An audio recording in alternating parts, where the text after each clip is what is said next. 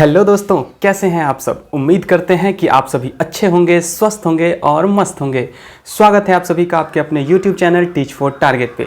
आज हम लोग बात करने वाले हैं बीपीएससी जो एग्जामिनेशन कंडक्ट करने वाली है उससे पहले एक नोटिस जो है वो जारी किया गया है। जो भी अभ्यर्थी इस एग्जामिनेशन के फॉर्म को भरना चाहते हैं तो सबसे पहले उनको ये निर्देश जो कि बीपीएससी के द्वारा कल जारी किया गया था, उन सभी निर्देशों को समझना और परखना कि क्या क्या पॉइंट्स हैं। हर एक पॉइंट्स जो भी महत्वपूर्ण निर्देश जो दिए गए हैं उन सभी पॉइंट्स को आप लोगों को समझना बहुत ज़रूरी है। तो इसके लिए आप सभी को ये निर्देश जो है वो पढ़ना है। चलिए हम लोग एक एक पॉइंट्स को अच्छे से डिटेलिंग करके उसको समझते हैं और उसको समझने का प्रयास करते हैं। तो जहाँ पे बताया गया है कि ऑनलाइन आवेदन भरने से पूर्व अभ्यर्थी ये सुनिश्चित कर ले। अब कौन कौन से पॉइंट्स हैं उसको देखते हैं। अभ्यर्थी के पास जो है वो जो भी स्टूडेंट्स हैं उनको वैलिड वर्किंग ईमेल आईडी, जो ईमेल आईडी उनका काम कर रहा हो, उनका जो अपडेटेड मोबाइल नंबर हो, उसको ना आपको संभाल के रखना पड़ेगा। जब तक आपका एग्जामिनेशन का जो है रिजल्ट जो जारी नहीं होगा तब तक आपको उसको संभाल के अपने आपको रखना पड़ेगा। ठीक है, आगे बात करते हैं कि आयोग जो ऑफिशियल वेबसाइट पर प्रदर्शित संबंधित विज्ञापन में अंकित बिंदुओं का ध्यानपूर्वक अध्ययन कर ले। जो भी पॉइंट्स जो दिए गए हैं उसको अच्छे से समझ ले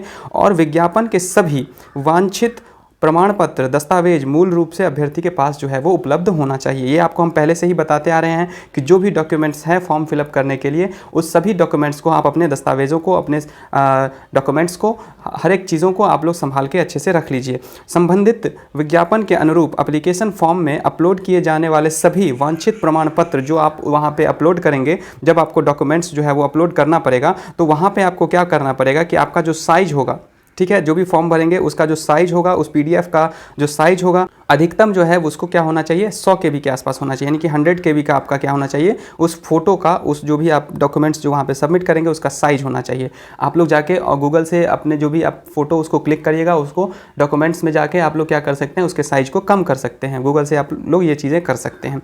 आगे बात करेंगे कि जिस सिस्टम यानी कि डेस्कटॉप लैपटॉप से आप आवेदन कर रहे हैं उसमें जो है वो क्वालिटी का वेबकैम उपलब्ध होना चाहिए, मतलब अच्छा होना चाहिए। यानी कि कहने का मतलब ये है कि आपका जो भी लैपटॉप या किसी चीज़ से आप मोबाइल से भी कर रहे हैं का जो क्वालिटी होना चाहिए वेबकैम का वो अच्छा होना चाहिए, तभी आप जो है वो उस फॉर्म को अच्छे से फिलअप कर सकते हैं। आपको सर्वर में कोई दिक्कतें नहीं आएंगी। उसके बाद अगर बात करेंगे अपलोड किए जाने वाले हिंदी एवं अंग्रेजी हस्ताक्षर का जो आप लोग साइन करेंगे, हिंदी का और अंग्रेजी में जो भी जिस फॉर्मेट में साइन करते हैं उसका जो है वो JPG या फिर JPEG फॉर्मेट जो भी उसका साइज होगा वो 15 KB के आसपास आपका होना चाहिए, उससे ज़्यादा नहीं होना चाहिए।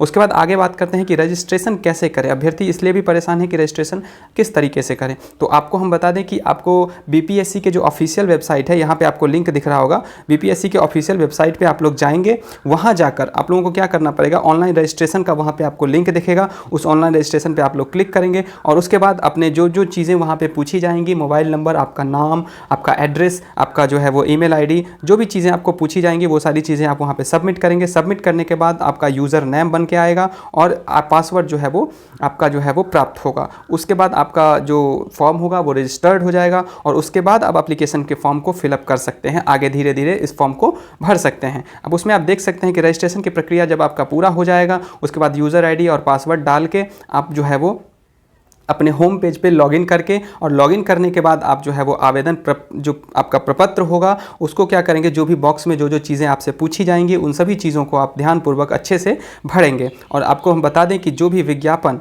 का जो एप्लीकेशन फॉर्म जो निर्धारित स्थान पर सभी वांछित प्रमाण पत्र दस्तावेज की जो स्कैन्ड कॉपी होगी वो आपका 100 KB के साइज में होना चाहिए। उससे ज़्यादा अगर होगा तो आपका जो है वो फ़ोटो या फिर जो आपका PDF होगा वो वहाँ पे सबमिट नहीं होगा। ठीक है, इतना समझ में आ गया। आपका जो है वो फ़ोटो जो होना चाहिए वो क्लियर होना चाहिए। कोई आप टोपी या मफलर या कुछ ऐसी चीज़ें ना पहन के या फिर रंगीन चश्मा पहन के आप फ़ोटो ना खिंचाएँ और अच्छे से जो है वो आपका एक पासपोर्ट साइज़ जो है वो फ़ोटो होना चाहिए। उसके बाद अगर बात करें एडिट की, जब आप रजिस्ट्रेशन और एप्लीकेशन फॉर्म जब आप भर लेंगे तो आपको एडिट की सुविधा भी यहाँ पे है। हो सकता है आपको फॉर्म भरने में कुछ चीज़ों की गलतियाँ हो गई तो वहाँ पे आप लोग देख के एडिट करके आप उसको सुधार सकते हैं। ठीक है, उसके बाद आगे बात करेंगे जो पेमेंट जो करना है, जो परीक्षा का शुल्क जो ऑनलाइन पेमेंट करने के पूर्व अभ्यर्थी ये सुनिश्चित कर लें। ठीक है, जब आप पेमेंट कर लेंगे तब आप एडिट करना आपका जो है वो नहीं हो सकता है। तो इसीलिए आप पहले ये सुनिश्चित कर लें कि आप जो है वो फॉर्म को कोई कहीं पे अभी आप जो है वो गलती ना किए हों तो आप पेमेंट के प्रोसेस को आगे बढ़ाएं। ठीक है, क्योंकि यहाँ पे क्लियरली मेंशन किया गया है कि एडिट जो है वो पेमेंट के उपरांत जो है वो नहीं किया जाएगा। तो इसलिए आप लोग पहले ही एडिट करके देख लें। मतलब अगर आपके फॉर्म में कोई फिलअप करने में कहीं पे कोई गड़बड़ियाँ हुई है तो आप क्या करेंगे, पहले एडिट का फॉर्म जब फिल कर देंगे तो आपका एडिट का ऑप्शन आएगा और आप एडिट में जाके हर एक चीज़ों को अच्छे से देख सकते हैं। वहाँ पे कोई गलतियाँ होंगी तो आप उसको सुधार लें, अथवा आपका जो है वो पेमेंट के बाद वो चीज़ें नहीं अच्छे से आप जो है वो समझ सकते हैं कि पेमेंट के बाद जो है वो यहाँ पे क्लियरली बताया गया है कि आप एडिट नहीं कर सकते हैं। उसके बाद जब आपने फॉर्म को फिलअप कर दिया तो फॉर्म फिलअप करने के बाद आप जो है वो डाउनलोड कर लें। आपका जो एप्लीकेशन फॉर्म होगा उसको डाउनलोड करके अपने दस्तावेजों में रख लें और वहाँ पे आपका जो एप्लीकेशन आईडी होगा, एप्लीकेशन नंबर होगा, पासवर्ड होगा, उसको आप लोग एकदम ध्यान में रखें और उसका हार्ड कॉपी भी जो है वो आप अपने साथ रख लें। तो उम्मीद करते हैं कि आपको ये सारी चीज़ें अच्छे से समझ में आ गई होंगी। जो भी मैंने PDF में अच्छे से बताया है उसको आप लोग अगर एक बार में नहीं समझ में आए तो दोबारा देख लीजिएगा, ताकि आपको फॉर्म फिलअप करने में कोई गलतियाँ ना हो। और अगर आप फॉर्म फिलअप करने में गलतियाँ करते हैं तो आपको निश्चित तौर पर जो है वो आगे आने वाले समय में कठिनाइयों का जो है वो सामना करना पड़ेगा। तो इसीलिए आप लोग सतर्क रहें और अच्छे से इस फॉर्म को ध्यानपूर्वक भरें। ठीक है, उम्मीद करते हैं कि ये वीडियो आप लोगों को अच्छा लगा होगा और ये वीडियो अगर आप लोगों को अच्छा लगा होगा तो निश्चित तौर पर आप वीडियो को जो है वो लाइक कर दीजिएगा, ज़्यादा से ज़्यादा शेयर करिएगा और अगर आप लोग चैनल पर नए हैं तो चैनल को सब्सक्राइब कर दीजिएगा। उम्मीद करते हैं कि आप लोगों को ये वीडियो निश्चित तौर पर अच्छा ही लगा होगा।